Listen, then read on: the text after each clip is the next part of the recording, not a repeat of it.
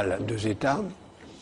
Mais en fait, l'autre situation idéale, c'est une ville qui soit en quelque sorte la capitale planétaire d'un univers. On peut imaginer un gouvernement mondial à Jérusalem, puisque c'est là où serait le point de rencontre de tout le monde.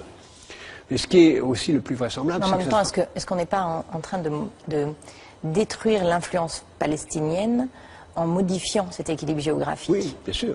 Bien sûr. La stratégie israélienne, c'est de créer des conditions de l'impossibilité d'une ville arabe. C'est pour ça que... Alors que la population arabe devient de plus en plus présente et importante dans la ville. Dans la ville, mais en même temps, elle est mêlée avec d'autres.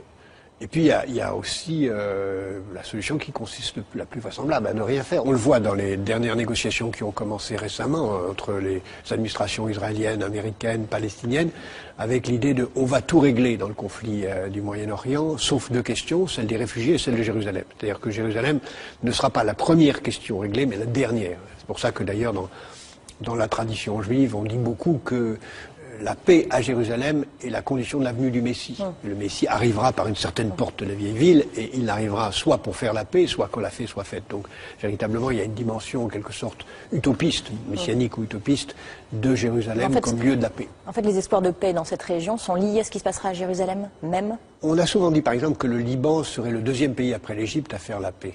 Pas jamais le premier. En fait, on se rend bien compte que le Liban sera le dernier pays à faire la paix.